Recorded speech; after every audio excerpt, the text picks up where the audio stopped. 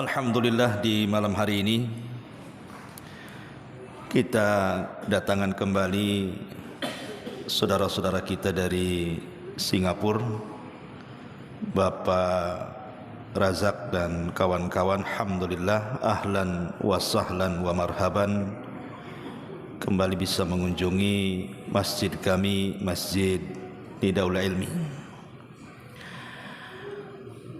Kemudian tak lupa salawat dan juga salam kita hadiahkan kepada Rasul kita Nabi besar Muhammad sallallahu alaihi wa ala alihi wasallam. Tema di malam hari ini, karena memang biasa kita mengkaji sirah, tapi malam ini kita akan membahas tentang 13 perkara cara menghadapi kematian. Maksudnya di sini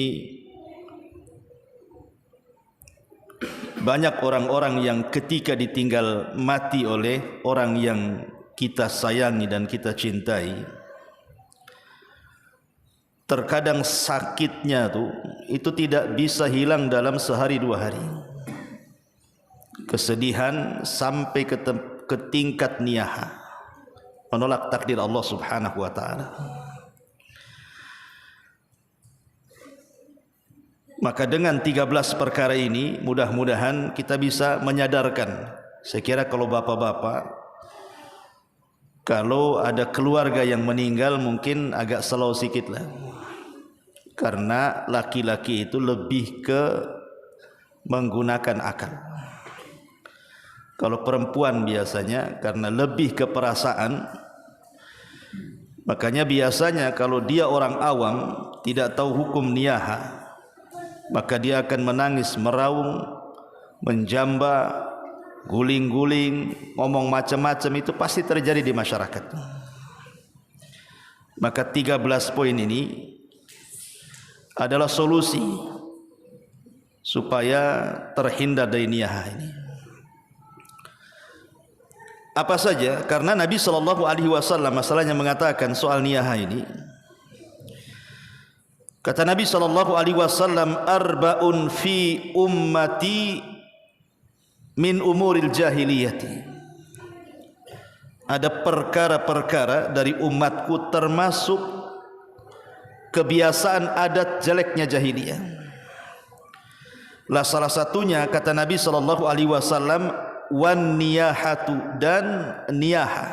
Niyaha itu artinya seseorang menangis dengan cara berlebihan sampai ke tingkat kemudian menolak takdir Allah Subhanahu wa taala. Kalau hanya meneteskan air mata saja karena kita sedih orang yang kita cintai mati, tidak ada masalah. Nabi saja pernah menangis ketika kematian Ibrahim. Bahkan 3 hari lagi Rasul menangis. Sampai Abdurrahman ibn Auf bertanya akan tangisan Nabi SAW. Maka Rasul mengatakan, ya Abdurrahman, ini adalah tangisan rahmat. Innal aina la tadma wa innal qalba la tahzan wa inna bi firaqika ya Ibrahim la mahzunun, kata Rasul. Karena yang namanya mata itu bisa mengeluarkan air mata, yang namanya hati itu bisa sedih, dan perpisahan aku dengan Ibrahim ini menyesakkan dada. Rasul menangis, tapi menangis hanya tangisan rahmat karena sayang kepada orang yang dicintainya meninggal dunia, itu saja. Tapi kalau sampai tingkat kemudian tangisan terus-terusan, apalagi sampai menjerit-jerit, apalagi sampai mengucapkan kalimat-kalimat yang kemudian seolah-olah dia tidak terima dengan takdir Allah, menjamba, menggunting, mengguling dan begitu seterusnya, itu yang dilarang. Maka setelah mendengarkan kajian ini, mudah-mudahan para akhwat, para ibu-ibu, stop, jangan niyahah setelah mendengarkan kajian ini. Satu yang harus dipahami, bahwa hidup dan mati itu urusan Allah Subhanahu wa taala. Hidup dan mati di tangan Allah. Makanya Allah Subhanahu wa taala mengatakan dalam surah Al-Mulk ayat yang kedua, "Allazi khalaqal mauta wal hayata." Dialah Allah yang telah menjadikan adanya kematian dan adanya kehidupan. Artinya bahwa setiap manusia itu usianya sudah ada di tangan Allah. Kapan Allah hidupkan, kapan Allah wafatkan, itu semua urusan Allah. Itu yang harus ditanamkan. Sebab kalau seandainya dalam kondisi apapun, umpamanya orang tabrakan celaka, 90% rusak badannya, kalau Allah tidak berkehendak mati, tidak akan mati. Tetapi ada yang gara-gara dikerok tahu-tahu mati. Saya punya saudara, sama suaminya itu dikerok, istri saudara saya meninggal. Besoknya dikira ngorok-ngorok terus meninggal. Padahal disangka masuk angin. Rupanya angin duduk atau apa, paginya meninggal. Tidak jatuh, hanya gara-gara dikerok. Ya bukan dikerok itu yang menjadikan dia mati, tidak. Memang waktunya sudah mati, sudah waktunya dia harus mati kan itu ya. Kalau Allah berkehendak, idza arada syai'an an yaqula lahu kun fayakun. Jadi ini yang pertama, ingat bahwa hidup dan mati itu di tangan Allah. Kemudian yang kedua, kematian itu bukan khusus kepada seseorang, tapi kematian itu akan mengenai semua orang.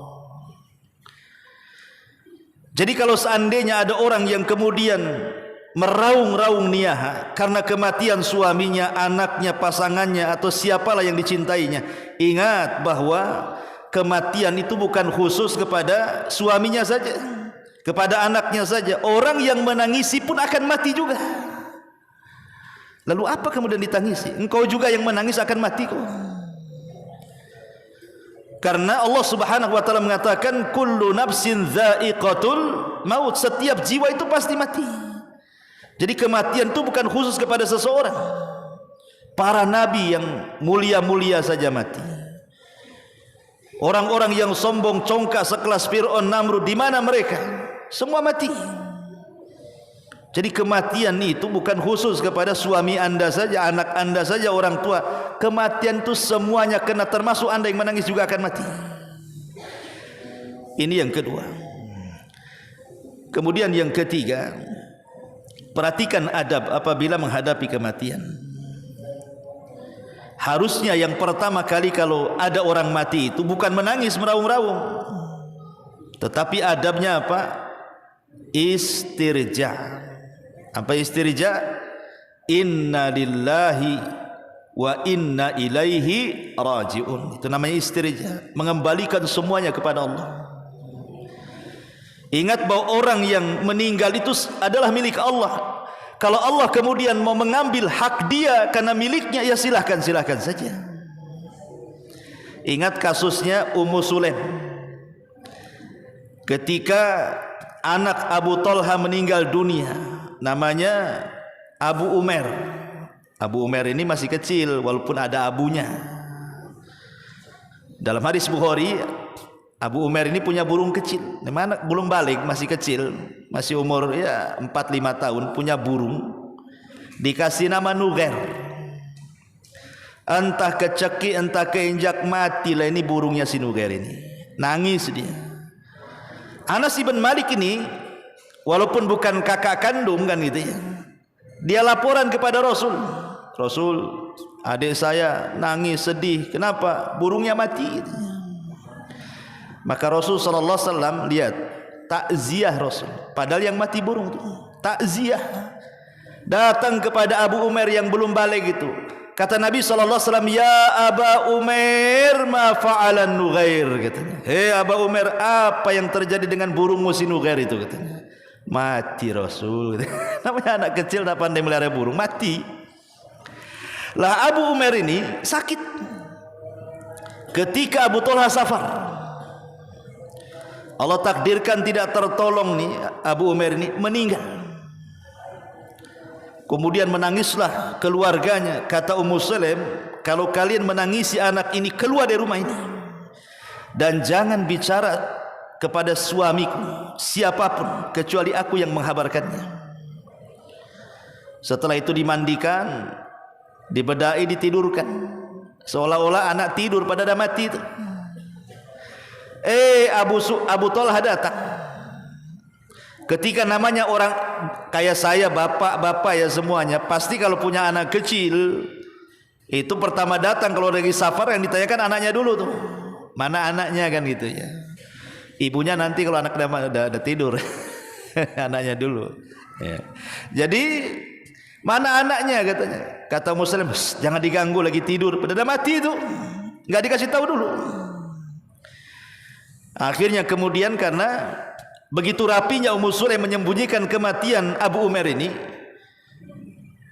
Ummu Sulaim paham namanya laki baru safar tentu harus dilayan kan itu ya. Maka dia mandi dengan mandi yang bersih, dandan dengan dandan yang cantik, dimasakkan dengan masakan yang enak, dan dilayani kebutuhan biologisnya dengan pelayanan yang baik sampai dia pun lelah, istirahat, capek. Sepertiga malam baru dibangunkan Ummu Sulaim. Baru cerita Ummu Sulaim kepada Abu Talha, ya Aba Talha, bagaimana pendapat? Kalau tetangga sebelah nitipkan barang kepada kita, tiba-tiba titipan itu mau diambil lagi itu, apakah kita tahan? Apakah kita kasih? Kata Abu Talha, ya kasihlah, itu kan barang orang. Nah, mulai dari sini kata Ummu Sulaim, anak kita itu kan titipan Allah. Bagaimana kalau Allah mau ngambil titipannya? Oh, kaget dia. Rupanya kiasan saja barang tetangga tadi itu mau ngasih tahu anaknya mati. Tapi lihat proses pemberitahuannya itu. Lihat bagaimana Ummu Sulaim mengajarkan, ini seorang wanita loh. Padahal mak-mak ini yang banyak-banyak niahakan mak-mak rata-rata. Tapi dia mengajarkan pelajaran kepada kita untuk istirja dengan mengatakan inna lillahi wa inna ilaihi rajiun. Yang kedua, berdoalah minta pahala akan musibah yang ditimpanya. Makanya ketika Ummu Salamah radhiyallahu anha ditinggal mati oleh suaminya Abu Salamah, apa kata Rasulullah? Quli ya Umma Salamata Allahumma hjurni fi musibati.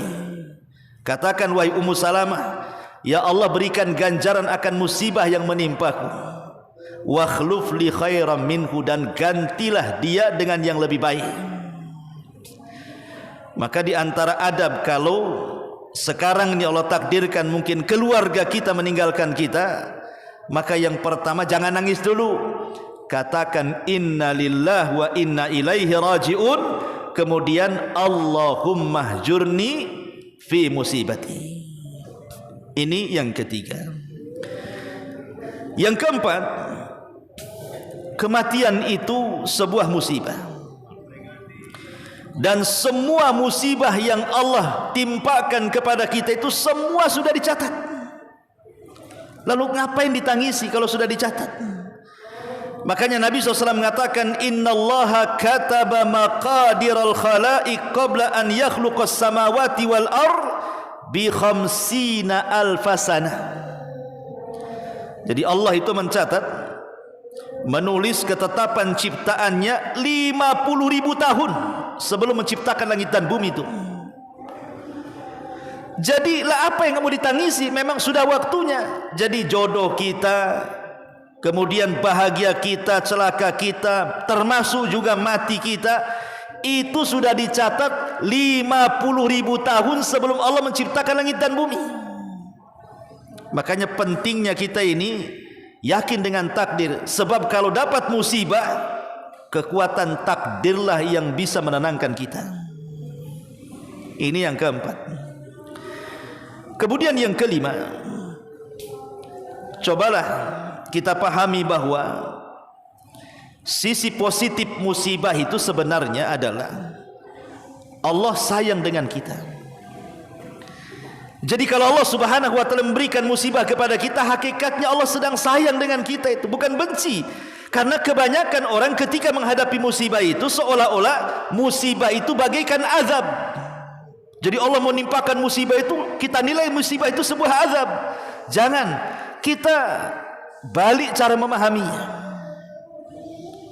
bahwa musibah itu sebuah nikmat, bahwa musibah itu sebuah tanda cinta, karena Nabi yang mengatakan,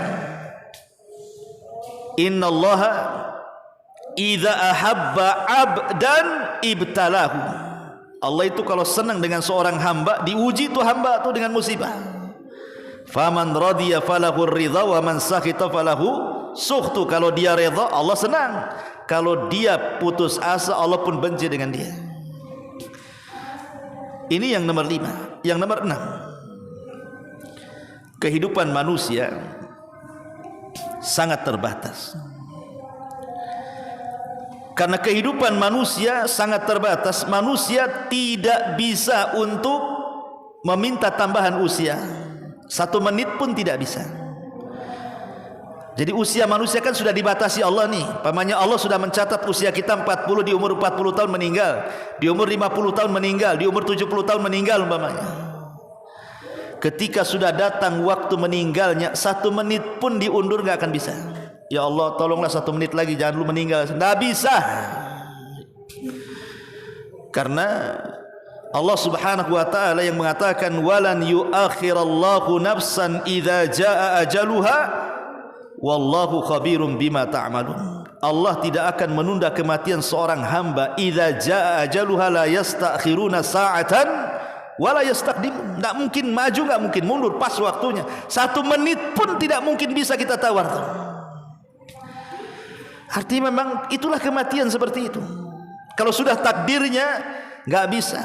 Karena ada orang yang meraung-raung, kemudian dia meminta agar yang meninggal itu dihidupkan kembali kan?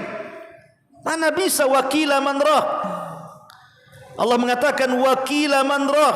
Siapa yang bisa meruqyah kembali, memasukkan ruh ke dalam jasadnya? Ya tidak bisa. Lalu ngapain kalau kita tahu bahwa orang mati tidak mungkin hidup lagi, kemudian kita meraung-raung, minta pula ya Allah dihidupkan lagi. Dengan mengatakan, ya Allah ini suami saya meninggal, siapa yang ngasih makan saya, makan anak saya, makan adiknya, kakaknya, semua disebut nama-namanya tuh. Percuma ngomong begitu tuh. Karena orang mati nggak bisa hidup lagi. Mengembalikan sesuatu yang sudah berlalu itu mustahil. Ya. Ini yang nomor 6. Yang nomor 7, kematian itu adalah satu. Yang membedakan itu sebab. Ingat ya, kematian itu sama, cuma satu. Yang membedakan itu sebab. Sebabnya macam-macam. Ada yang ketabrak, brak, mati. Ada yang jatuh, brak, mati, kan begitu. Ada minum racun, mati. Ada yang nggak ngapa-ngapain, mati. Sebab yang banyak itu. Kalau kematian sama. Yang namanya kematian itu dicabut ruh, selesai sudah. Lah kadang-kadang orang itu kemudian terjadi niyaha itu kenapa? Karena bicara soal sebab. Gara-gara sebab inilah banyak niyaha. Coba tadi suami saya ndak pergi, nggak mati dia katanya. Coba nggak jalan ke sana, nggak ke Sandung, nggak mati. Coba tadi saya nggak naik pesawat, suami saya ndak jatuh. Wah, itulah kan. Disitulah ketika orang kemudian bersandar kepada sebab, menyalahkan sebab, akhirnya timbul niyaha. Ya. Nyesel saya kenapa suami saya suruh pergi sekarang, akhirnya tenggelam pula tuh kapal tuh. Kan gitu ada orang kan. Ya. Ingat, naik kapal kemudian tenggelam, naik pesawat kemudian jatuh, naik motor tabrakan, itu sebab. Memang hari itu dia harus mati. Walaupun dia tidak nyeberang lautan, tidak mendaki gunung, tidak jatuh, memang kalau waktunya mati, ngapain nyalahkan sebab? Ya. Itulah gara-gara nyalahkan sebab, itulah akhirnya orang itu niyaha masalahnya. Dan inilah ketika orang kemudian seandainya begini tidak begitu, seandainya begitu tidak begini, kata Nabi SAW, ihris ala ma yanfa'uka wasta'in billah, sampai kepada wala taqul law anni fa'altu kadza lakana kadza wa kadza fa inna law taftahu amal syaitan, kata Rasul. Jangan mengatakan kalau seandainya begini maka akan terjadi begitu, kalau seandainya begitu maka akan terjadi seperti ini. Kalimat andai kata, seandainya, bila mana, ini semua amalan setan. Setan masuk di situ tuh.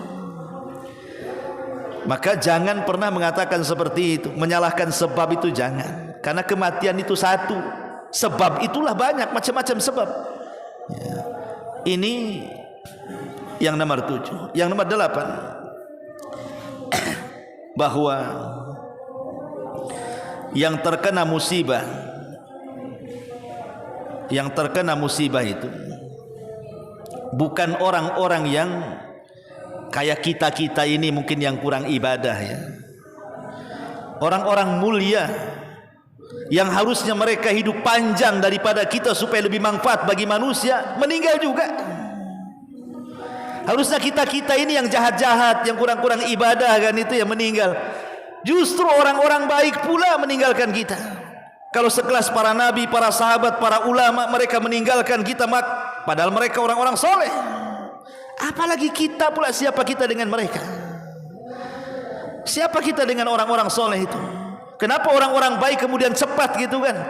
Kemudian orang jahat pula tak mati-mati. Makanya ada istilah di masyarakat itu, wajar dia cepat mati Ustaz, orang baik katanya.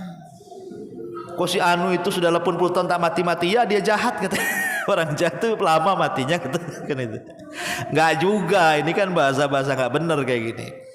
Yang enggak ada tebang pilih itu malaikat maut, enggak ada. Ini orang jahat biarin aja katanya. Ini orang baik nih kasihan, enggak gitu. Kematian itu sebuah kepastian dan sudah takdir kematian, sudah ada waktunya. Ma'asyiral muslimin yang dimuliakan Allah Subhanahu wa taala, yang lebih penting lagi ikhwan, bahwa kalau yang mati ini orang baik, orang soleh, kita yang masih hidup nangis, minta agar Allah dikembalikan ruhnya, minta dihidupkan kembali. Seandainya dia dengar pun gak akan mau hidup lagi dia. Kalau seandainya dia orang baik lah ya. Ini orang baik mati, orang soleh mati, keluarganya nangis semuanya, pengen dihidupkan lagi. Seandainya yang nangis itu berteriak-teriak supaya dihidupkan kembali, dan orang yang sudah mati itu dengar, saya yakin dia nggak mau dihidupkan. Ngapain dihidupkan lagi? Karena orang mati itu cuma dua, mustarih wa mustarahum minhu, kata Rasul. Yang pertama istirahat dari penatnya dunia. Itulah kematian seorang mukmin. Dia bisa istirahat dari penatnya dunia ketika mati itu plong rasanya. Memang itu yang dicari orang mukmin. Tapi yang kedua ini bukan dia yang beristirahat, orang lain istirahat dari dia katanya. Syukur dia mati katanya. Kalau enggak buat onar aja orang itu katanya. Orang lain pula yang istirahat dari dia. Kan itu ya. Karena dia jahat. Ya. Lah kalau orang baik kemudian mati, keluarganya nangis supaya dihidupkan, kalaupun dengar enggak mungkin dia mau hidup lagi ke dunia. Karena itu yang dicari. Mustari, dia ingin istirahat, penat dunia ini. Kalau dia masuk alam kubur itu, wah dibukakan pintu surga, dihantarkan makanan, kain, macam-macam. Ngapain mau balik lagi ke dunia? Mustahil. Dia sudah dapat nikmat kubur. Lalu untuk apa kalian nangis? Nggak ada gunanya. Ma'asyiral muslimin yang dimuliakan Allah Subhanahu wa taala. Apalagi tadi saya sudah singgung bahwa orang mati itu loh nggak ada obatnya. Tidak ada yang bisa menghidupkan orang mati dari dulu sampai sekarang kecuali para nabi. Itu dalam bentuk mukjizat. Itu pun nabi-nabi tertentu kayak Nabi Isa gitu, mukjizatnya bisa menghidupkan orang. Itu kan karena izin Allah. Tapi selain para nabi, siapa yang bisa menghidupkan orang mati? Tidak bisa. Lalu kalau memang orang mati tidak bisa hidup, nggak usahlah nangis-nangis, percuma juga. Ya. Mendingan cobalah doakan orang mati itu. Mereka itu butuh doa, bukan butuh tangisan. Sebab kalau kita menangis niyaha itu justru menyiksa orang yang mati itu. Berdoa. Dan doa ketika kepada orang mati itu yang mustajab 4 tempat kata ulama. Pertama saat dia sedang sakaratul maut. Kata Rasul, la tad'u illa khairan. Jangan kau berdoa kecuali yang baik-baik. Kemudian setelah ruh dicabut, itu juga sama doanya mustajab. Jangan berdoa kecuali yang baik. Kemudian saat sholat jenazah, disitulah mustajab juga. Dalam rakaat ketiga, disitu ada doa untuk si mayat. Kemudian saat selesai penguburan, kata Nabi SAW, istaghfiru li akhikum fa innahul an yus'al. mintakan ampun untuk saudaramu. Sekarang dia ditanya, kata ulama, kalau habis menguburkan 2 perkara jangan ditinggal. 1, mintakan ampun. 2, mintakan dimantapkan jawabannya. Sunnahnya kalau habis menguburkan kan, kalau kita tidak sempat menguburkan, maka sebelum pulang ambil tanah, kemudian kita ikut meletakkan di situ. Kemudian menghadap kiblat. Cuman 2 doa yang dianjurkan. Allahumma gfir lahu, Allahumma sabbithu. Ya Allah ampuni orang ini, ya Allah tetapkan jawabannya. Berdasarkan hadis, istaghfiru li ahikum fa innahul an yus'al. Hanya 2 perkara ini saja. Tidak usah macam-macam. Ya. Minta supaya diampuni dosanya, minta supaya dimantapkan jawabannya. Dah, itu yang dibutuhkan orang itu. Ma'asyiral muslimin yang dimuliakan Allah Subhanahu wa taala. Yang kedua, sedekah. Karena yang disepakati para ulama tentang amalan-amalan yang bermanfaat untuk orang mati itu cuma 2. Yang lainnya diperselisihkan semuanya. Kata Syekhul Islam Ibn Taimiyah rahimahullahu taala, dari 15 perkara amalan-amalan yang bermanfaat untuk orang mati yang tidak ada khilaf di antara ulama cuma 2. 1 doa, yang kedua sedekah. Selebihnya khilaf. Ngirim bacaan Quran khilaf, haji untuk orang mati khilaf, kemudian udhiyah kurban untuk orang mati khilaf. Semua khilaf. Ada yang mengatakan sampai, ada yang mengatakan tidak sampai. Tapi 2 perkara ini kata Imam Ibnul Qayyim dan juga dikuatkan oleh muridnya Imam Ibnul Qayyim, Syekhul Islam Ibn Taimiyah dan juga Imam Ibnul Qayyim, ini 2 perkara tidak ada khilaf ulama, dipastikan sampai kalau kita kirim kepada orang mati. Pertama doa, yang kedua sedekah. Selain ini dikhilafkan. Ya. Ma'asyiral muslimin yang dimuliakan Allah Azza wa Jalla. Kemudian yang terakhir, karena juga ada tamu ya, ada acara. Harusnya orang kalau dihadapkan dengan sebuah kematian, ambillah ibrah itu. Ibrah dari kematian. Ada sebuah hadis yang merupakan wasiat Rasul kepada Abi Dzar Al-Ghifari radhiyallahu anhu. Tapi hadis ini didhaifkan oleh Syekh Albani rahimahullahu taala, tetapi banyak penguat dari riwayat-riwayat yang lainnya. Nabi sallallahu alaihi wasallam mengatakan, zurul kubur, berziarahlah kalian ke kuburan. Fa innaha tudzakkirukumul akhirah, karena hal itu bisa mengingatkan kalian kepada akhirat. Waghsilil mauta fa inna mu'alajata jasadin hawin mau'idatun balighatun. Dan mandikanlah orang-orang yang sudah mati, karena sesungguhnya mengurusi jasad yang tidak ada ruh itu merupakan pelajaran yang sangat meresap ke dalam hati. Kemudian wasalli alal janaiz la'alla dzalika yuhzinuka, dan salatkanlah jenazah supaya engkau menjadi sedih. Fa innal hazin fi dhillillahi yata'arradu likulli khairin, karena sesungguhnya orang yang sedih itu berada dalam naungan Allah kelak di hari kiamat, dan dia akan mendapatkan semua kebaikan-kebaikan. Berarti di sini ada 3 perkara. 1, sering-seringlah ziarah bagi laki-laki. 2, sering-seringlah memandikan mayat, karena di situ ada pelajaran besar supaya kita ini jadi berpikir aku juga akan seperti dia, gitu maksudnya. Cuman karena kematian ini sudah hari-hari, di sana mati, di sini mati.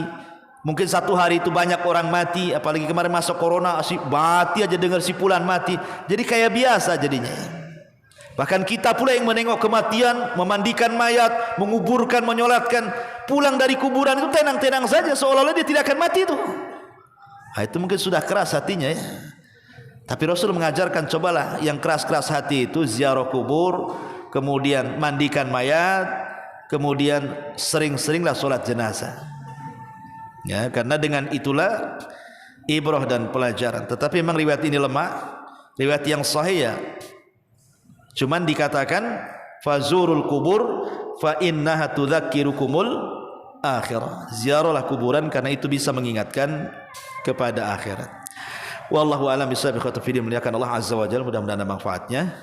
Karena masih ada acara dengan kawan-kawan Singapura, mungkin tidak lama-lama. Mudah-mudahan ada manfaatnya. Kita tutup dengan doa kafaratul majlis. Subhanakallahumma bihamdika asyhadu an la ilaha illa anta astaghfiruka wa atubu ilaik.